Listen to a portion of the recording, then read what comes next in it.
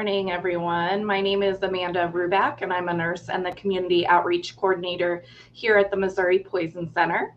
And with me today is Rosanna. She is one of our longtime nurses here at the Poison Center. She's been at the Poison Center for about 20 years and with the SSM Health system at Cardinal Glennon for 48 years. So she is a wealth of experience. She's handled lots of calls from over the years from worried parents, teachers, and school staff on school related poison safety topics. So we'll have her speak as we go along, and welcome, Rosanna.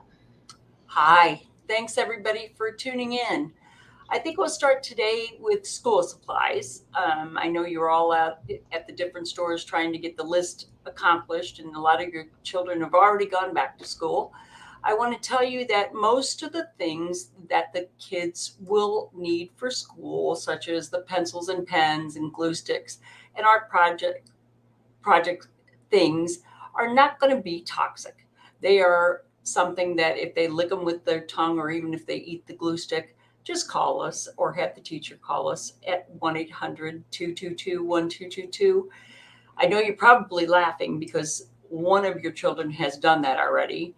But it's really low risk for a problem, but we would love to talk you through it and get the ingredients and make sure that your children are safe. We are trained to do this and we are open 24 hours a day, and we welcome it for school time as well as after school programs or before school programs. It is something that we have children who have eaten the insides of pens, the entire pencil. So nothing is out of our scope. Please call. Yeah, that's a great point. School supplies are very colorful, attractive. Sometimes they even have those scented markers and things that might be a little more appealing to kids. So it's definitely something we have heard before. So I'm going to talk just a moment about some of the poison dangers in our lunch boxes. We used to have great little lunch boxes, little metal boxes, and now they're all sleek and cool with plastic and canvas. They're usually insulated. And to keep your students safe, we really want to follow some of these safe lunch tips if you're going to be packing lunches this year. As always, hygiene is very important. It helps prevent foodborne illness. It keeps our kids safe. So washing hands and utensils and fruits and vegetables, things that need to be washed thoroughly. Hands washing with soap and water before preparing or eating. Also, it might be good from time to time, even daily or regularly, to also wipe down their school lunch bag from the inside and outside, and washing it regularly with soap and water or using an appropriate cleaning product. You want to make sure that foods in the lunch are kept cold if they're meant to, such as sandwiches or yogurt or milk or other dairy products need to really be kept at the proper temperature with freezer packs. And these cold items really are only safe at room temperature for no more than 2 hours. So a good way to kind of do that is to use at least two freezer packs to keep these foods adequately chilled. And that just kind of helps that along. If you do hot foods, like you use a thermos for pasta or soup or something, you want to make sure that it stays hot, even maybe doing a test a day before school to see how long it stays hot and if it stays hot at lunchtime. And you want to make sure anything left over is really not brought home, because by the end of the school day, it's been 6 to 8 hours, and that's really too long for it to still be fresh. And there's also from time to time when you receive new school items, it could be in a lunch bag or a book bag or a shoe box. You might see those little packets called silica gel packets. And they're little pouches that keep the material free from moisture. And people do get quite worried about those because they say do not eat on it very prominently. And it really is not a poison risk. It is a choking hazard, meaning the child could, they swallowed it, could have issues that way, but they're not going to be poisonous or toxic.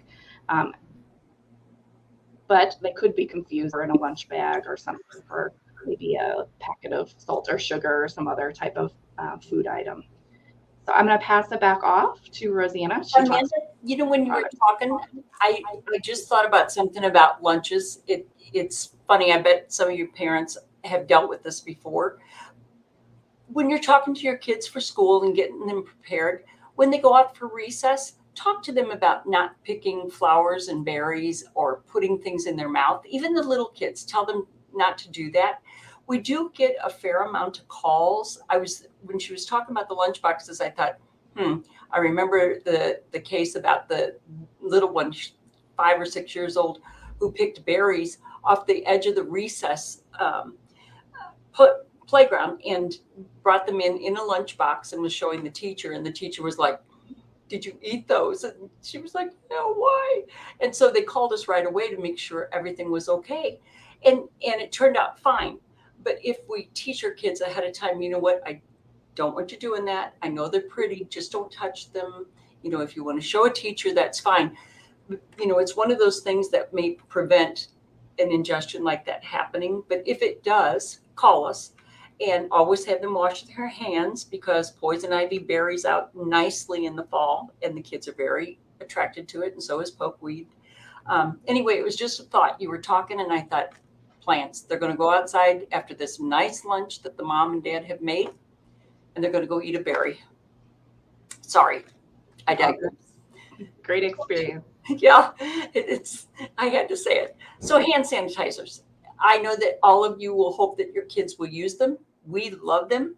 I've got to tell you that about 75% of our calls between the ages of 0 and 5 are hand sanitizer calls. They've either put it in their mouth because it smells good, because the hand sanitizer has a berry smell to it or a sweet smell to it. A little taste of a hand sanitizer is not going to be a big problem for them. Believe it or not, that is ethanol. That is alcohol. And so we want to make sure we teach kids how to use it properly. When you're teaching your child, you want to put a little dollop on their hand, teach them to rub it together and in between their fingers and around their hand for about 20 seconds till it evaporates. And that way they don't rub their eyes with the wet product and get it in their eyes, which you can imagine will burn. It won't really hurt. We will rinse their eyes out, but it won't give long lasting effects. But I have seen some exposures where kids are smaller and they reach up to the pump with the hand sanitizer, and it kind of has a little residue left on there, and it spurts out and can get them in the eye. So just talk to them about the safety of doing that. Make sure they stand away, make sure that their eyes are protected when they pump, and put their hand there and not get their body so close to those pumps, and use it correctly. And they don't need to taste it. It tastes nasty.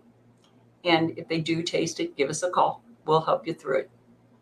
Okay, thank you. Any questions so far? I welcome them. Give us a call if you have a question. I have all kinds of things I can talk to you about. All right. Avoid having the little kids carry or keep the bottles in their backpacks or in their room. Okay. I worry about the little kids just being too tempted to share it or drink it themselves, because it really does smell good. I don't know if you notice they love to put things to their nose. So that's the only thing I want to leave you with, is the little kids probably should be under supervision with those containers. Okay, thank you. So cleaning supplies, boy, COVID is back. There's a different strain right now that is beginning to infiltrate things. So cleaning is a necessary part of life. There's cleaners, there's disinfectants, there's disinfectant wipes, there's air cleaners, there's natural cleaners. It is naturally expected that our kids are curious about these things, and they come in contact with these kind of chemicals. Some are hazardous, some are not. They lick surfaces. They put their hands on it. They put objects in their mouth. They can breathe in toxic fumes if they spray it and take a whiff. Absorb chemicals through their skin. Rub their eyes after touching some of the chemicals. Just make sure that you're storing the chemicals up and away and out of the sight of children. You don't want them to even have the ability to help you clean. Those kinds of things should be left to an adult. The kids would love to do that, but give them the broom, give them the mop, let them mop the floor. These chemicals can have ammonia and bleach in them, and we don't want the kids to get a hold of them and inhale the fumes or use them improperly and become sick. Speaking of that, remember to never mix anything with bleach. Bleach is very reactive. So if you mix vinegar with bleach or ammonia with bleach, it has highly toxic fumes. And I want to tell you, it can take your breath away. So please, when you're cleaning, if you're going to use bleach, which is a great disinfectant, use it according to the label. And don't mix it with anything. It's not very stable, and you'll notice that the fumes will come right away. If it happens, get away from it and give us a call, and we'll help you through it. The directions are always on the container, so always try to read it first before you start using it. And bleaches are now coming in all kinds of strengths. You can get a 5.6% up to a 9% bleach solution at the store. So pay attention to the labels. You'll be very thankful that you did. Medicines. About 6% of all elementary and high school students receive medications while in school for different things: asthma, epilepsy, depression, ADHD, diabetes, autism, allergies. If they need it, which you and I both know that some kids need it, make sure you go through your physician. Make sure you have a doctor's order. I highly recommend that you have the pharmacist fill a prescription into 2 medicine bottles, each with its own label, and then one can be kept at home and one can be kept at school, and only a limited supply should be cut at school at one time. And an adult transport it to the school and hand the medication off to the right person. The medication needs to be in the original container. Read and understand your school's policy about what the students are having and what they do about administering their own medicines at school. I can't even tell you what it's like when it's time for children to get their own medicines at school. The school nurse door opens. There are 15 children in a line waiting to get their morning medicine. Some of them are grabbing the medicines. The nurse has them all set up, and hopefully they're getting the right medicine, but you can help by having these bottles labeled so that there aren't mistakes. The other thing is even over-the-counter medicines need a note from a physician and parental consent. And it's good to have those ahead of time. There's nothing like having a Tylenol or an ibuprofen at school for your child, or a Tums for an upset tummy. But you still need to have your doctor write a note and parental consent for those things. I highly recommend that when you meet teachers, when you go to Teachers' Day for school, or even if it's too late, say you've already started school, you meet with the school nurse and say, okay, I'm going to give the morning medicine. Can you give the noon medicine? Or I don't have time. I'm sorry, my camera just dropped, and I want you to see this lovely old face of mine. I want you to go to the nurse and say, how can we work this out? I want to make sure that you aren't giving the medicine at home and then the nurse is giving the medicine at school. Those kinds of things are really important to communicate. Field trips. Remember that they still need the medicine. It's important to check with the school about their medications surrounding events. They can assist by, once again, you call the doctor. If the medication can be given at an alternate time or delayed, that's great. A lot of medicines can. If it's an emergency medication, for example, an EpiPen, make sure that the medication is available to the child and that it can be given when it's needed. And there are always doctor's notes that you can carry with those as well. Handling medicine mistakes. Occasionally, medicine mistakes occur at home or at school. If it occurs, breathe, don't panic. Try to have the dose ready for us. We get calls from parents, nurses, teachers, EMS, school staff, housekeeping. I mean, give us a call. If you want fast, free, confidential information about how to handle what just happened, call one of our specially trained nurses or pharmacists. We are here 24 hours a day. I can't emphasize enough. We can help you get through this. And it doesn't mean going to the ER. It can mean that we can keep your child in school or at home if it's a guanfacine or something that's going to make them drowsy. The number to call is 1-800-222-1222. If you would be willing to get your phone out and put that into your phone, you will not regret it. There may be a day you are at the zoo and somebody gets stung by a wasp and they need to talk to somebody, and you can just pick out your phone and say, you know what, I got the Poison Center's phone number right here, and they can dial it right there. Again, it's 1-800, so 1-800-222-1222.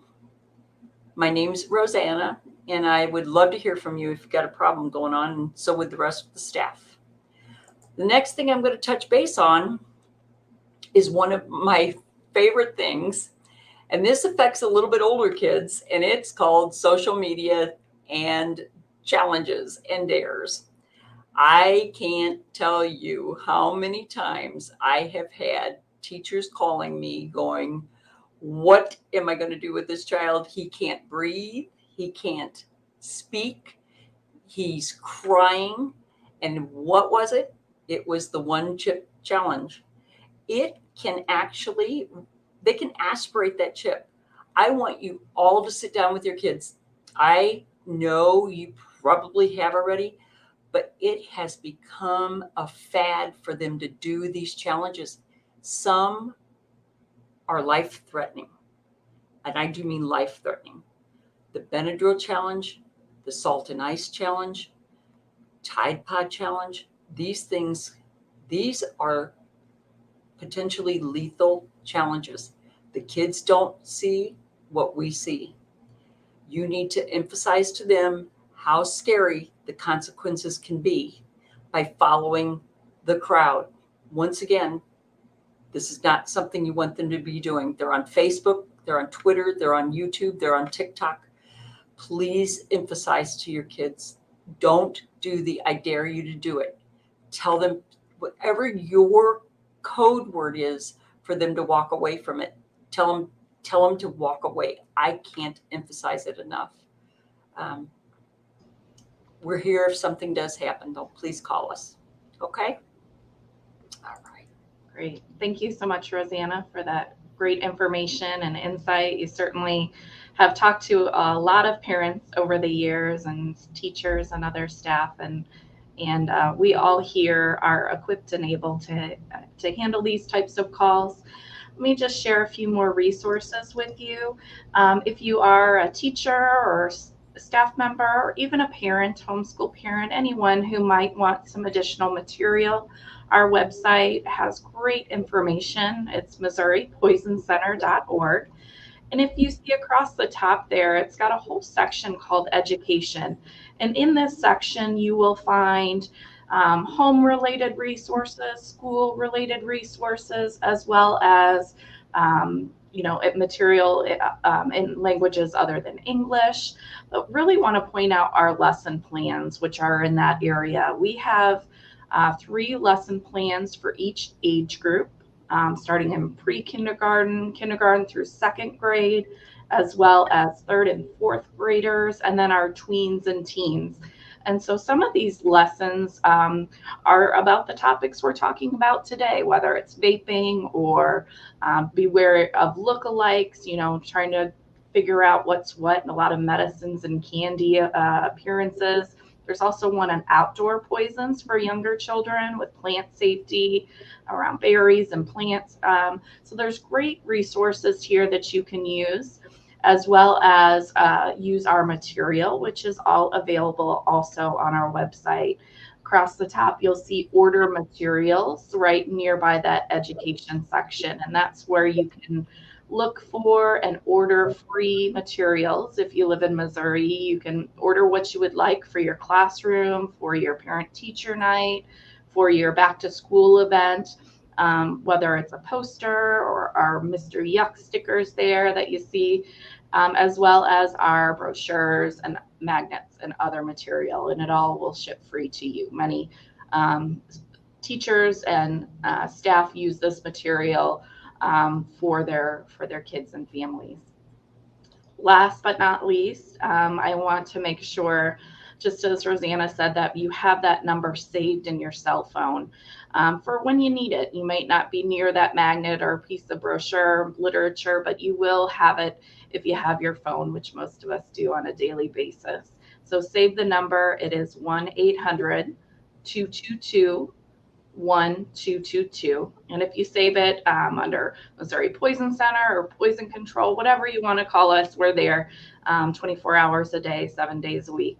And again, we encourage you to call anytime you need us.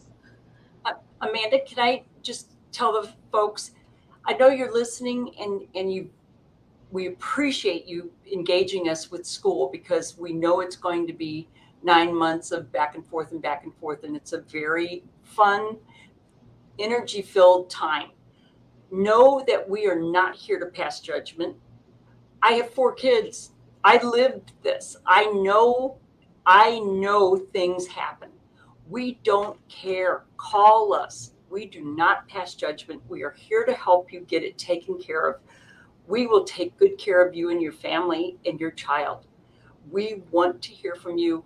We will ask you some information about the dose and how it happened and what time, but that's to help make sure that things are a good risk assessment so that you know what to look for. We want to hear from you. We've all been there. It's okay. Call us. Okay? All right. Great.